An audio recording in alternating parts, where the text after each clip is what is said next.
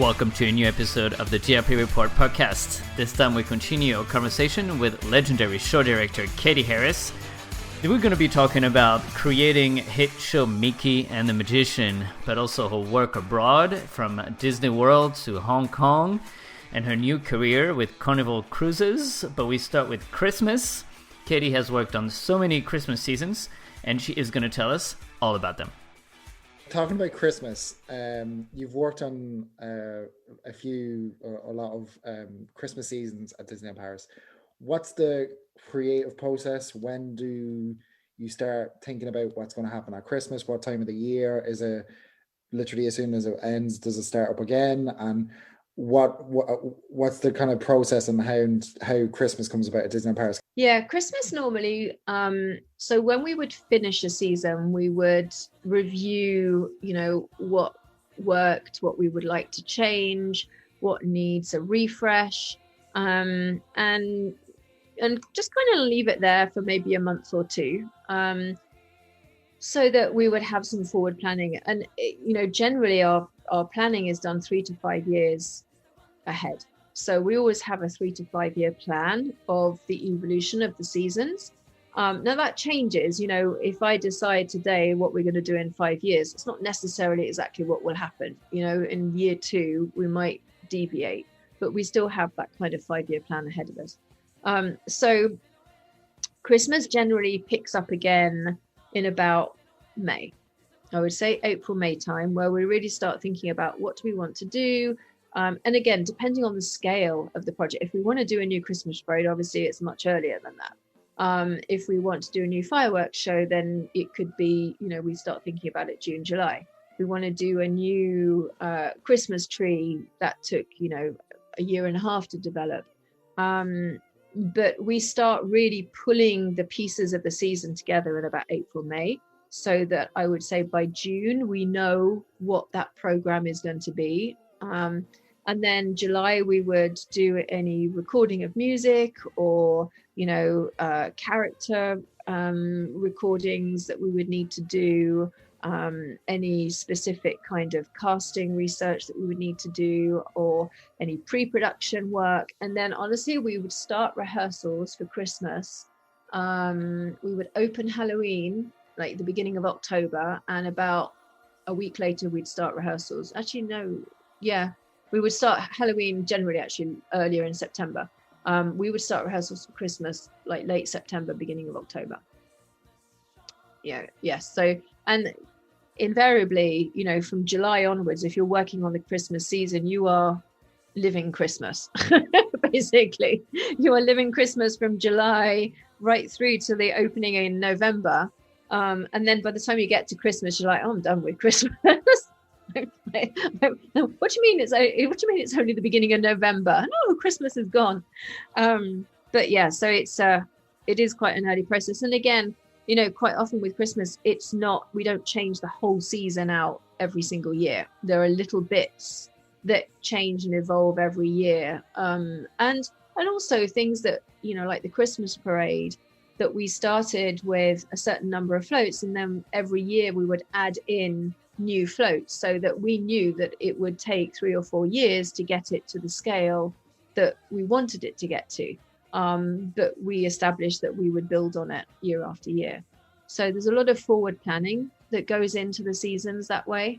But yeah, I remember being in Abbey Road recording Christmas music in July.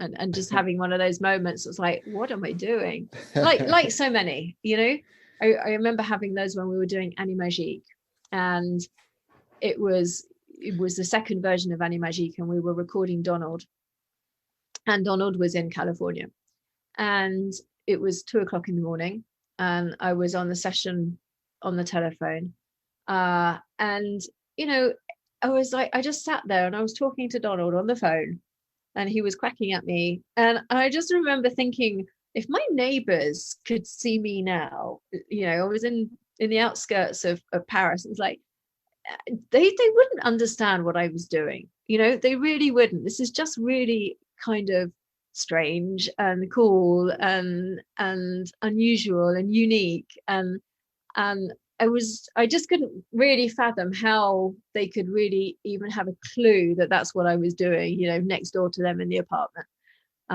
So yeah, all sorts of those experiences that you think, well, Christmas in July, yeah, that's normal. What's Christmas in July? But like as a guest, Christmas is one of the times of the year, even today, where there's like so much going on.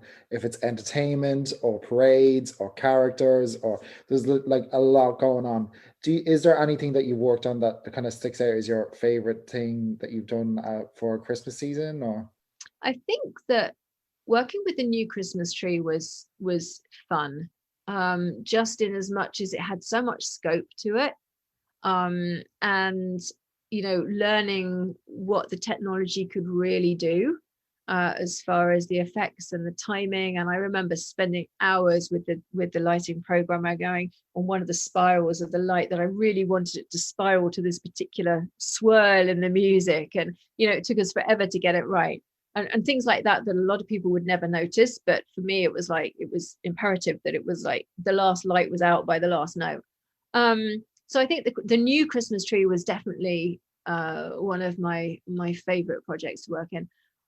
And I think, the Christmas parade as well was fun. It's always fun to work with the toy soldiers and everything. But yeah, I mean, I love Christmas anyway. I am a Christmas person, so I would be very happy. I'd get excited in those rehearsals because it was like, oh, it's Christmas. I think as well, one of the things that, so I love Christmas as well. All right. But one of the best things I remember, it was the last time, because we don't always get it, It's a Small World celebration, the Small World Christmas version. Yeah. And I remember I think it was 2018, maybe I'm wrong. Anyway, I remember I was kind of, because with life and whatever, you kind of get caught up and you're not really thinking about Christmas. And it was when I got off the attraction at Small World, it was the Christmas overlay. And then that's when I was like, okay, now I'm ready for Christmas. This is it. This is it. What was it like to like, it's such an iconic, I know it's one of my favorite attractions in any Disney park. What was it like to work on the fact that it's such an iconic attraction, getting a Christmas overlay? What was that like? So a lot of the overlay for Small World was really done by the costuming team. We didn't have an awful lot of direct impact on it, but all of the costumes were designed and made. And I know that the costuming team would spend, again, weeks of nights going in and redressing all of these dolls, and I remember seeing them in the workshop. They would have the small scale dolls in the workshop and making these beautiful costumes, and I just remember thinking sometimes that the costumes were so stunning it almost seemed a waste that they were going on dolls. It was like, but that was a lot of the Imagineering team from the attraction side, and also our costume designer team. But again, I think it's the spirit of Christmas. It's the messaging of Christmas. It's the that sharing of the peace and love and everybody being united. And I think Small World Christmas on holiday celebration just reinforces the whole message of Small World, where it is the world coming together. And today more than ever, we need to remember that message. And so earlier on, we talked about High School Musical, but there is an even biggest movie phenomenon that you've worked on. And it was quite a few summers ago now when you guys did Frozen Summer Fun. And the Frozen Singalong was, I think, already existed in a lot of the US park. But I like to think, as a Paris fan, that we had the best version. It was just a fantastic set, and it was just really well done, and Chaparral Theater really came to life with Arundel. Could you tell us about creating the season, and specifically the sing-along show? Was it a lot of pressure, and was it exciting? It was. There certainly was quite a lot of pressure on that one because of the extent of popularity of the film.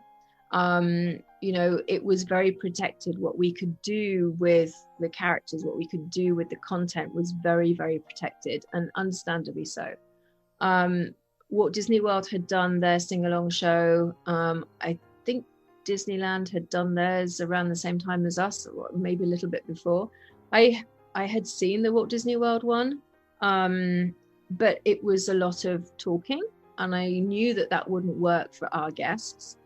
We did have the mandate to make it a sing-along. So, our mandate was we need a Frozen sing-along in the park. And we had quite a lot of interesting discussions, because it was like, well, will our guests actually do a sing-along? Because traditionally our guests, are not as interactive and, don't volunteer as easily to come out and dance around in the middle of the parade or come up on stage as the American guests would. So we actually did a test. We did a test in Videopolis one weekend, where we had 3 screens, and I had 2 MCs, literally 2 of them, and we did a very kind of mini sing-along test, and we invited kids groups and stuff, and we realized that yes, there probably was potential, and I think this could work. So that's when we thought about, well, where do we do this? Videopolis didn't feel the right location for it. Chaparral, we had the rocks, which were left over from Tarzan, yes. And it was like, okay, so how can we transfer this into Arendelle and the Frozen world, and how do we tie our sing-along with a little bit of story? Because again, being Europe, just saying, hey everybody, come on, let's sing some songs of Frozen, that's not what our guests might have appreciated. So we definitely wanted to create a little storyline to tie it all together. And I have to say that we did an awful lot of presentations to convince some of our leaders, not necessarily the European leaders, but the international leaders, that this was the right way to go for our demographic. But we got full support.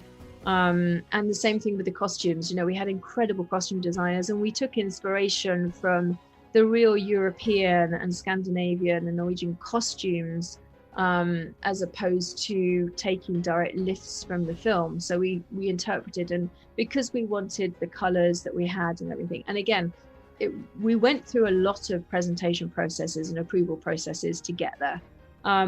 But the result paid off. And, and I think, honestly, it's one of those shows that probably the appreciation from the guests and the impact that it had was far greater than any of my expectations. I thought it was going to be good, and I thought that people were going to enjoy it, but I never, that first day when we opened and we did the beach ball section, in summer, and I was just looking at all of these guests like reaching for this ball, and everybody's singing along, and then at the end, Let It Go, all the kids doing the actions, and I was like, oh man, I really had never expected, I don't think any of us expected it to be the level of hit that it really was. So it was great. And, we managed to work around the languages, doing English shows and French shows. And then we had other languages on subtitles on the screens. And at the end of the day, the kids could sing along in whatever language they wanted to. It was all the same. But just, putting it together, I had an incredible choreographer. And it was a fun time. It was a really fun time to put the show together as well. The cast were incredible, and many of whom have stayed very, very close. We call it the Frozen family, because they really created this family, and many of whom I'm still in touch with on a very frequent basis, and have gone on to do incredible careers and things. So Frozen certainly has a place in my heart, of being one of those shows that turned out way better than I had ever dreamed of.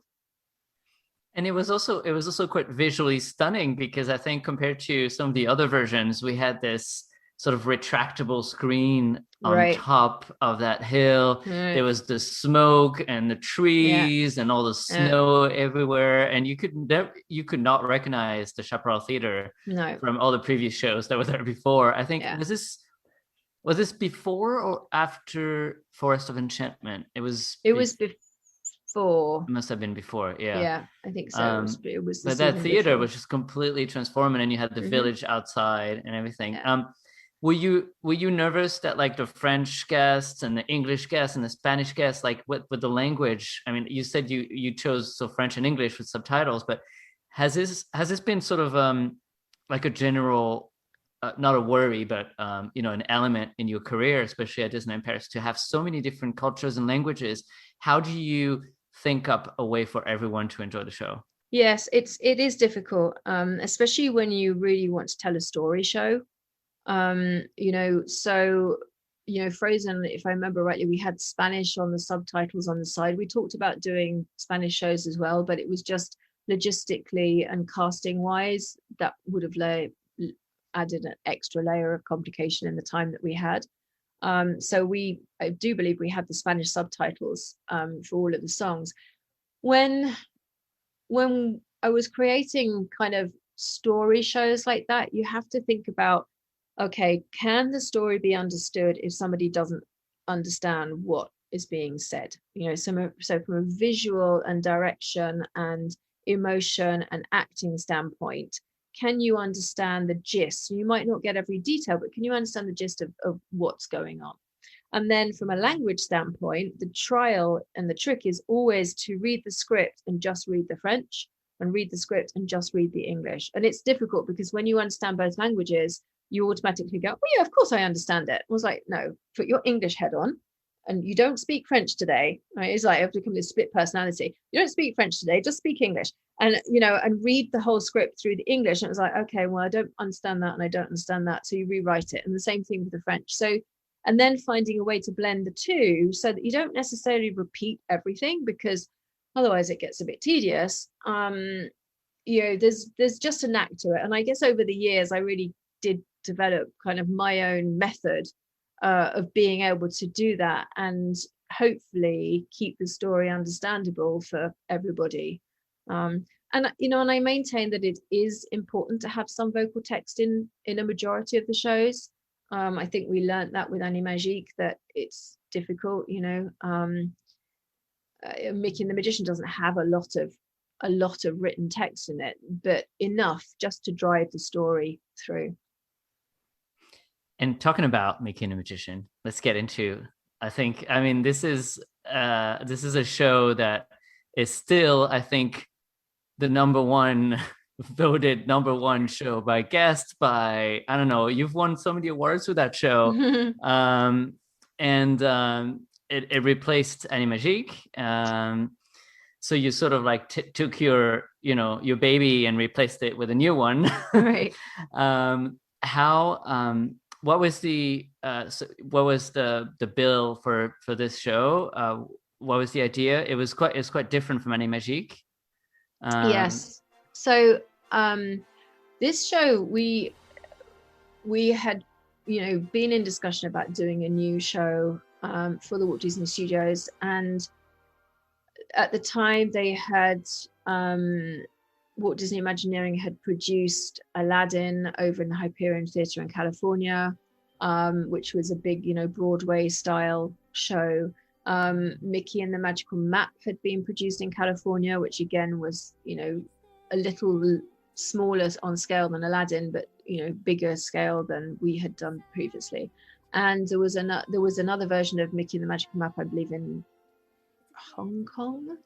I think it was Hong Kong that did it. So there was this trend towards, these theatrical productions. And also one of our briefs was to really put Mickey into the spotlight. Mickey had been around and was in all the parades and everything, but we didn't have any kind of real live show with Mickey being the star, and not just being a corporate icon type of star. We had a company drive to really find Mickey's personality, because when you look at the original short films of Mickey, he's a cheeky little thing. He's not that, all good, stand on the top of a letterhead Mickey. He's a cheeky, he's everybody every day, can do everything, sometimes gets it right, sometimes gets it wrong, and that's okay. So that was kind of our brief. And I worked with a writer from California, and then our creative director, who backed me up and guided me. Marilyn, who was from Walt Disney Imagineering, we worked together, and flushed out a story. We wanted a magician. We had a lot of inspiration from Hugo, the film Hugo, again because of that kind of atmosphere, and Georges Méliès, which was the French magician, and again we worked with a great team of consultants. So we had Paul Keefe, who was our magic consultant in London, who'd worked on the Harry Potter films, and he was involved in the creative process as well, so that we built this story about Mickey and what could he do in this magician's workshop, and how did he get there, and why was he there, and who was the magician, and what was he teaching Mickey, and well, it should be the fairy godmother who teaches Mickey the final lesson, so all of these kind of ideas, and they just formulated and grew and grew. And I think at the beginning we were all a little concerned about sending Mickey as an apprentice, because we know that's been done, and sending Mickey to clean a magician's workshop, but then we kind of talked ourselves through it, and it's like, well, actually Mickey wants to learn, so the magician will help him learn, providing Mickey does some chores for him. So that's kind of where it all grew from. And then as Mickey knocks things over and uncovers things that he shouldn't, then all these magical surprises happen, and each one of them we wanted Mickey to learn something, and obviously if Mickey learns something, then we learn something. So it was a little journey throughout as well, and then the fairy godmother pulls it all together for us in the end, and let our own magic shine. And how did you choose which stories were going to be featured on the show? Was it just based on popularity with guests, or just your personal preference of the creative teams? We had a list of the most popular films for the European audience, for our guests, and also weighing up what else we had in the park for those particular films. The music to them. Some of the films could be very popular but might not have any musical numbers that are really suitable for producing on stage. So it was kind of a mix of everything, and then also the flow of the show. It was we didn't want to have every single number being a big Broadway dance number, because you don't go anywhere in the show. Frozen, it was kind of, well, it was still very popular. We had thought, well, we've just done a big Frozen show, do we need to put it back in? But it's like, well, yes, you have to have Let It Go. Lion King was the same. We queered ourselves over Lion King because we had done so much Lion King in the park. But again, it's one of those scenes that if you ask a guest what they want to see on stage, it's Circle of Life. So we relied on a lot of research, but also like the musical content of what would flow together, and what would help drive our story along as well, what would keep our message going. With Animagique, you innovated with the puppets, but with Mickey and the Magician, you innovated with magic tricks. And some of those tricks are pretty incredible. I mean, I'm not going to obviously ask you to reveal anything, but I don't know if I speak for everyone, but I still don't know how some of those work. The box. How do they do the box? The box. I stay up at night and I'm like, well, maybe there's like a lift and they just slide somebody in. And I one time I actually made sure I sat in the front row way off to the side. So I'm like, what's happening behind the box? I need to see, and I can't see anything. So good. No. Yeah, it's magic. Yeah. That's what it is. It's so magic. I've literally just accepted that it's magic. So, And so you worked with, magicians. How was it trying to integrate these incredible tricks into the show? And, especially because the show is performed so many times a day, it has to work every time. So it must have been a lot of work. How was it working with the magicians? It was brilliant. And again, Paul Keefe, who was our magician consultant, he and I hit it off. He's based in London, and we hit it off creatively and from a personal friendship standpoint immediately, and he loves Disney. He was so excited to work with Mickey and the characters, and we worked through things together. He quickly understood from the technical teams all of the reset and all of the technical restrictions that we had through multiple shows, what products we could and couldn't use. He worked very closely with Scott, who was our scenic designer, to integrate any of the mechanics needed into the actual scenery, so everything was really seamless. And then we tried. He worked with a workshop in London, who's a props maker, and has a very traditional props workshop in London. And we would go and we would play with things, and we would test things out. And I was a stand-in Mickey for many of the magic tricks, and a stand-in fairy godmother, and we would try things that was like, no, that won't work. Yes, that won't. No, the shape of that's wrong. It's like, it was a trial and error basis, because all of those, some of the effects were adapted from traditional magic tricks, but a lot of them were actually created for the show. So it was an incredible process. And again, I had never really worked with magic before, so it was another learning curve for me. It was like, oh, this is fun. I get to play with something different. And I learned how to make a hat levitate, and I will not tell you how it's done. But, and the cube is one thing, same thing. The first time I saw the cube, I was like, how? And that was in a studio. That was in a rehearsal studio. So, it's putting that whole show together was a blast. I don't remember having, even when you get the stress days where it's like, oh my goodness, the scenery doesn't fit exactly to the centimeter, or we're running a little bit late in the theater, you have to stay 2 more days in the rehearsal studio. You get those stress points at certain points in all productions, and even with that, I don't remember having a bad moment on that show. It was just, everybody was so together, and that's from the technical and the creative and the operations and the cast, and it was quite a journey, and it was quite a task, and we had a lot of new elements and things in there, a lot of new lighting, projections. There were a lot of moving parts again, but the magic was fun. And then teaching the cast to do the magic, we were very good. We put screens up all over the studio, so anybody outside of the team was not allowed into the studio, whereas traditionally in our rehearsal studios, it's where the entertainment team come back and forwards from parades and things, so it's invariably people popping their head into the rehearsal studio and stuff, and it was like, no, you're not allowed in. this is top secret. So we kept the magic. It was the start of the Disneyland Paris love affair with tap as well. Tap dancing. It's now everywhere, which is great. Yes. Well, that's another story. That is a personal mission of mine, because before I started working for Disney, I did 42nd Street for 2.5 years, which is the biggest tap show basically that there is. So tap was my thing, and I was always very disappointed that in none of our shows did we have tap. Now there's a valid reason for that, because a lot of people in France don't tap.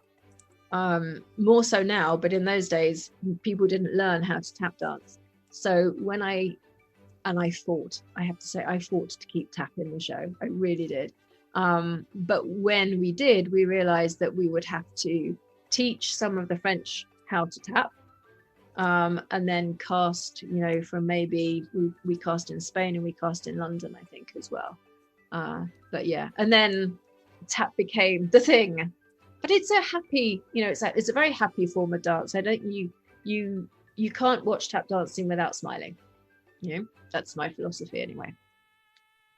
And there was also even another extra element of technical element, was that Mickey was a little bit more animated than usual, and was able to be extra expressive with guests. Yeah. And that was also, I think, the first time at Disneyland Paris that we had sort of a permanent offering for Mickey. Yeah. So that must have been, was that also an extra layer of preparation and programming into the show? Absolutely, completely. And another learning curve, and mechanically, from a setup standpoint, we had to make sure that we had everything in place to be able to welcome, Mickey being able to really animate, as you say, and speak to us. And so it was definitely another layer, a layer that kind of channeled on. I honestly didn't get too involved in it. I was much more involved with just like Mickey being in front of me on stage, and we had a team that came over from Florida, I believe, that were specialists. So they came and trained our team on everything that they needed to know. But yeah, seems normal to me now. It's like, oh yes, that was the first time. Yeah. The result in the end, I think, works so well together, and guests still love it, and we can't wait to see it again. You know, obviously after this whole mess has ended. But during last summer, we all got to walk on the stage of Mickey and the Magician because of the selfie spots, and that was such in the middle of all this. This mess. It was such a lovely moment. I think every fan of the show really appreciated to be able to step on the stage and get close to Cinderella's carriage and see Mickey right there in front of us, just be on stage. So it was, I think they're going to come back again when the resort reopens this summer. So we'll get to do it again. But it was such a cute idea to let us on the stage and be closer to the set. Yeah. I think a lot of fans as well really appreciated having a picture with Magician Mickey. I think that everybody loved that as an idea.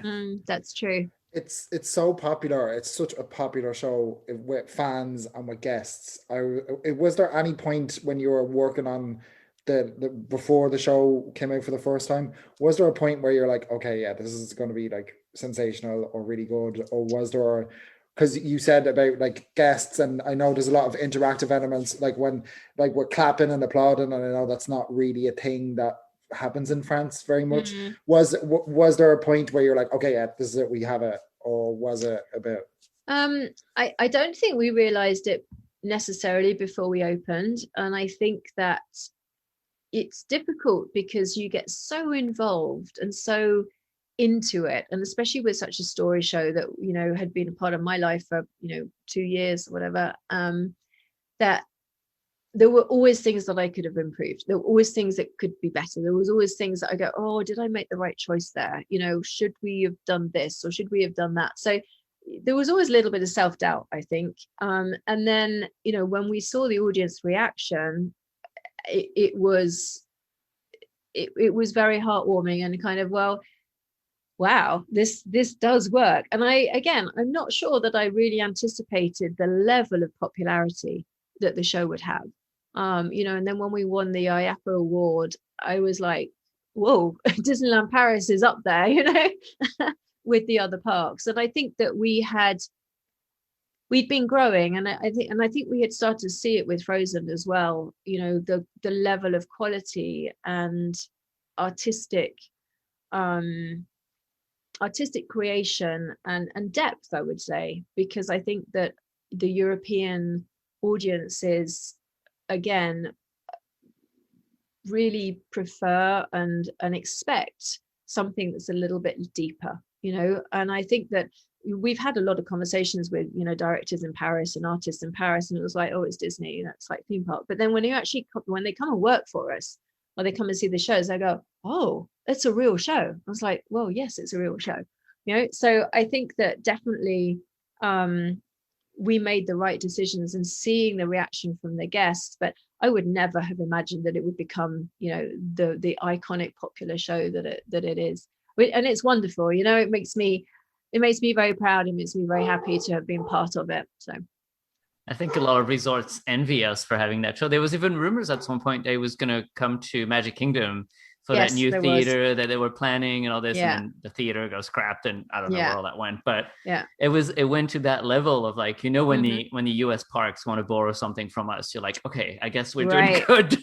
Right, exactly. And the Frozen show that we did is generally the base of inspiration for the Shanghai Frozen show. So again, they were actually going to do something completely different in that theater in Shanghai. And then they decided to go Frozen, and out of all of the versions around the world, they chose ours to base their show off. So yeah, I've seen it. It's pretty good flattery. It's really good. It's and they've really adapted it, and it's perfect. It's really when I saw it, I was like, oh, I feel like I know this. I know. That's awesome. Like it was like the whole point you were making about language and the fact that I don't speak any word of Mandarin or Cantonese or whatever. But I was singing it in English, so because I knew what was happening. Awesome. That's awesome. Because we all know those songs so well. Yes. And so talking about Shanghai, for the 25th anniversary, Disney Dreams was replaced by Disney Illuminations. And I think you've also worked on adapting the show from Shanghai. This was a different experience, obviously, from Disney Dreams, where you started with nothing. There was nothing before Disney Dreams. So you were sort of like the very first team to create something like this. But obviously in the 5 years running to Disney Illuminations, a lot of the other resorts basically copy us. I'm just going to say it. Yes. And so for the 25th, it was, was Illumination a co-production with Shanghai, or did you just adapt it to Paris? Did you work with the Shanghai team? How did it all work out? So it was, Disney Illuminations was adapted from the Shanghai show, which was created by Steve Davison and the Imagineering team. So the actual Shanghai original show was created by most of the creators who had worked on Disney Dreams. So it was the same team.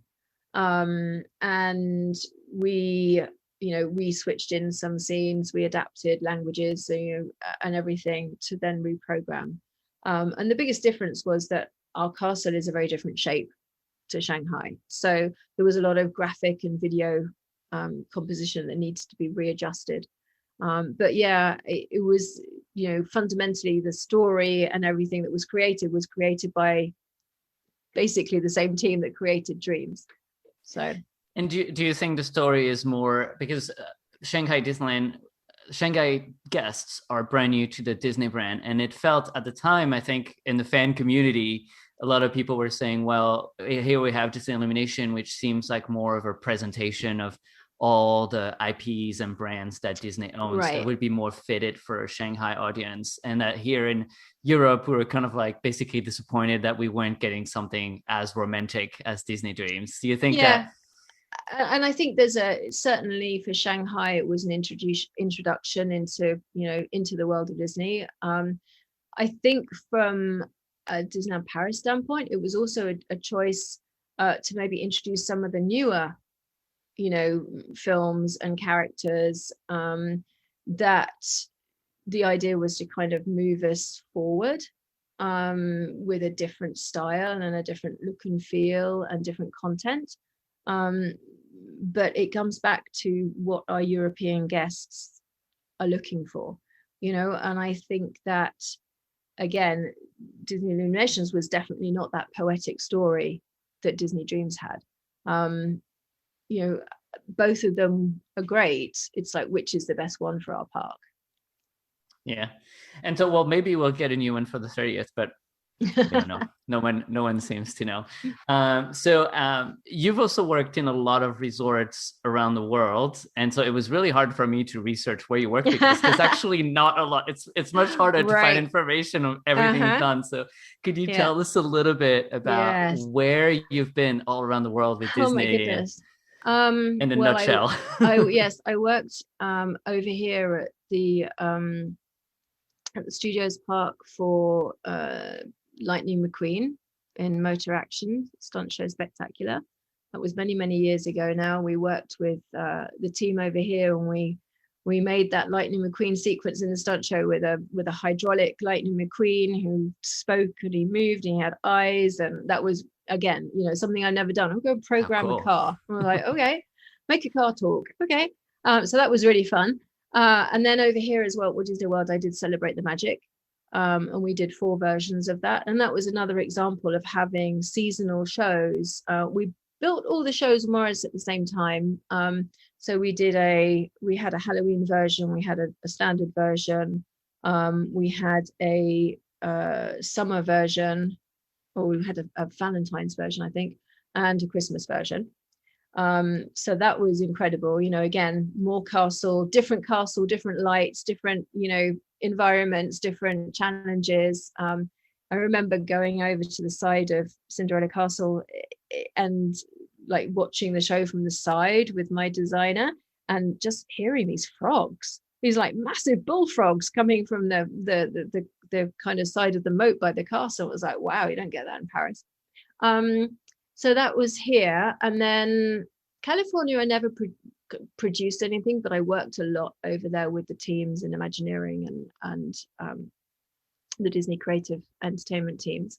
And then I worked in Hong Kong. So I did the year 2008. I worked for Hong Kong Disneyland, creating their Olympics kind of happening and show. So same thing, very similar to high school. And I think it must have been just after High School Musical. We had a float, a mobile stage that we rethemed into a kind of an Olympics theme. We had an interactive show with the characters where Goofy did weightlifting, Minnie did rhythmic gymnastics, Chip and Dale did like a volleyball game with the kids. We got the kids up to play.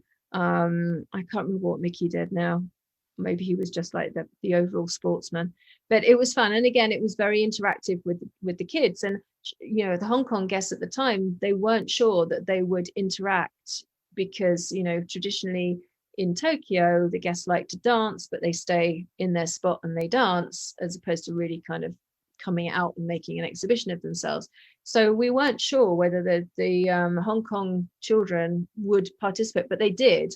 So we did that, and it was like a mini parade that went with it. And then every day we would have a sequence. We must have had screens. It's a long time ago. We had screens. I think we paired up with a local TV company, and we had like the highlights of the day. And then we did a live TV show that was broadcast from the park for the Hong Kong TV8 TV company that had the rights to the opening of the games. And then sort of through every commercial break that they would have in mainland China, we would have a segment from the park. So we had cast members coming out, all the cast members together. We had different segments, and it was all live. So that was 2008. And then I worked in Tokyo to do another projection show, and I can't remember which one that was now. Once Upon a Time, that's right. And that was again with Stephen and the team. So it was Once Upon a Time in Tokyo Disneyland. Which has moved to Magic Kingdom for a little bit at some point. Because I've seen it in Magic yes, Kingdom. That's right. A version it was in of the early evening. Yeah, a version of it did. Happily Ever After. Yeah, you're right. And also I had been like switching back to Hong Kong. I'd also spent some time in Hong Kong working with the Stitch Live team, because they were the first park to have Stitch Live before we brought it to Paris as well. And then the last thing I did internationally was with Shanghai Disney. So I worked with Disney Imagineering in Glendale, and basically was the overall show director for all of the atmosphere talent for Main Street and Fantasyland. So the marching band, the Mickey meet and greet, inside, the Fantasyland players, where we had like storytelling, and we did a Beauty and the Beast show, and yeah, so they were all my shows. Unfortunately, I didn't get out to China, you know, for a couple of particular reasons, but I workshopped them and got as far basically as the first day of rehearsals, and then it would kind of clash with Mickey and the Magicians, so I couldn't.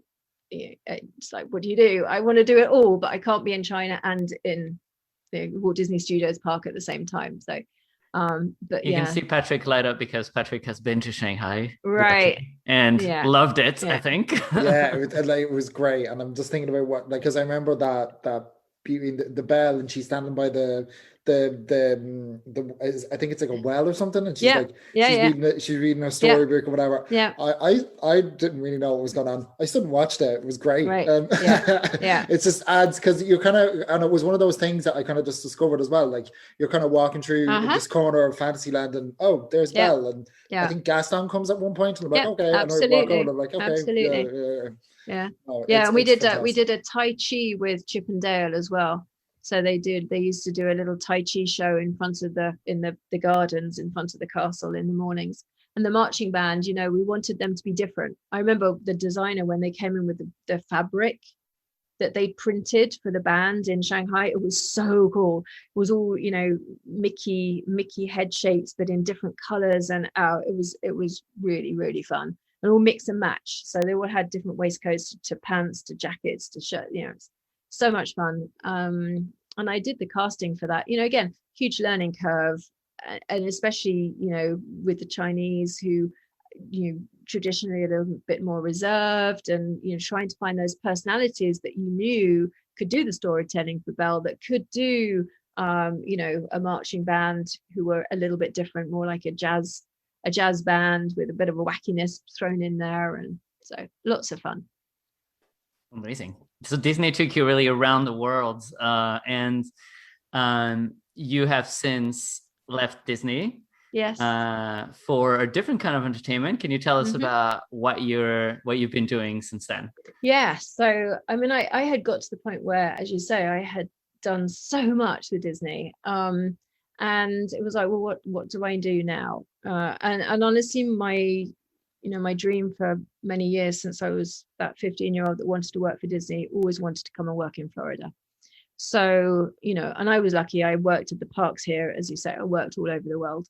And I had an opportunity. Somebody offered me a position with Carnival Corporation, and I accepted it and moved over to Miami. And now I'm creative director of live experiences for a department in Carnival Corporation, who are very much almost kind of the Imagineering department, if you like. We're working on a lot of research and development for new products, new experiences. We've been working with a company called Princess Cruises, with their ships that sail out, and there's a new kind of experience excuse me, level that goes over, called Medallion Class. And within Medallion Class there's a lot of digital experiences, so we've been developing a lot of digital software and everything. That's not my domain. And then some live experiences as well. So that's what I've been doing. And funnily enough, one of the projects that I put on the ship is a character, not a furry character, but she's a real life character, and she's called Fortuna Luck. So it's kind of been fun. I've tried to mix the both worlds, but it's been great because, again, I get to travel and I'm learning about the cruise industry. Another area where I think there is huge scope for entertainment, and whether that's, blending digital and live, whether it's theatre, whether it's outdoors, what is that experience that we can give our guests? And ultimately, it's still the same. My mantra is still the same, offering something that will bring people joy, entertain them, engage them, help them, forget everything else in life for however long, and hopefully, leave guests with wonderful memories. That's amazing. So you get to do more different things, to create your own ideas, and basically to just innovate about those cruise ships. Yeah, and some of it may never happen. Some of it might just stay on my notepad. But that's what's incredible, that I can let my imagination run away a little bit. Yeah, I mean, I'm sure you've followed the Disney Wish unveiling from Disney last week. And they're also sort of stunning, really stepping up their game with the experiences and bringing all their IPs into the new ships, and just having all those new experiences, trying to get people to experience the product in all new different ways. So I think, like you said, it's definitely a huge market in the. I think so, and I think that the cruise market has gone through an evolution from traditionally sailing to destinations, to then the ship becoming the destination with almost like a theme park on the ship, to the fine dining and the spa side of thing. And I think now it's come back down to the overall experience and really being able to offer something for everybody. And I think it's interesting because I do think that each of the cruise brands have their niche market, and I think that they are quite specific. So there is something out there on the market for everybody. But I do think that there's a lot of scope of things that haven't been done on ships. And it's very similar to a theme park, because the operations are 24 hours a day, 7 days a week. You have your turnaround, but you you still have a lot of operating, challenges. So you have to take them into mind when you're creating shows and entertainment. So yeah, and I think it's definitely a world that intrigues me. I just like a challenge, I I like to look for a new challenge that I can learn from, because I think that's an exciting part of life. Absolutely. Well, here in the UK, we're about to embark on a Disney Magic going nowhere this summer. So right, yes, and I think we're all super excited. There will be many ships. So I have a joke with my family in the UK saying that all of the ships coming out of Southampton, there's just going to be a queue going around the Isle of Wight. It's just going to be circling the Isle of Wight, one ship after the other. It's like a little train of cruise ships going around. I've never been on a cruise ship, so I'm excited to go for a couple nights and just, it happens to be a Disney cruise ship, which is like double whammy for me. Perfect.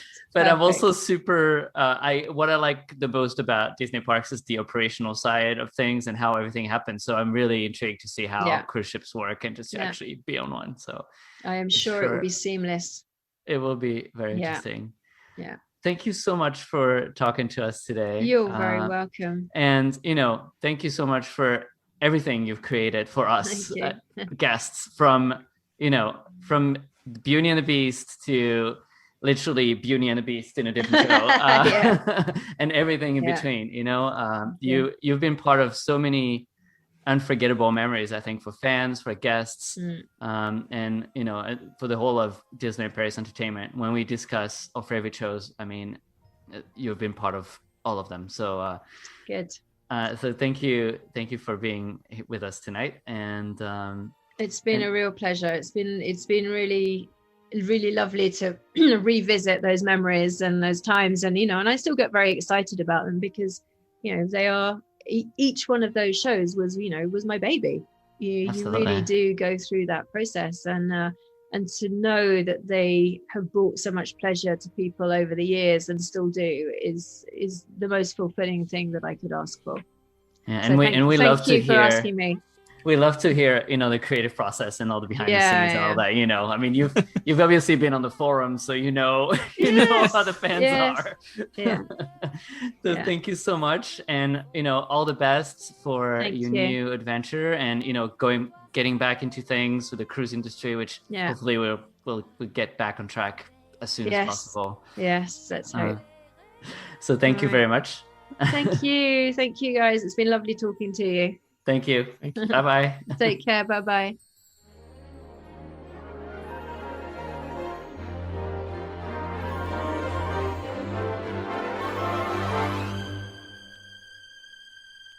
Let the magic shine, la magie brille en toi. Let the magic shine, et tu la partageras. You take what you got and you give it all away. Now let it shine. Suis les conseils de tous tes amis, puis croise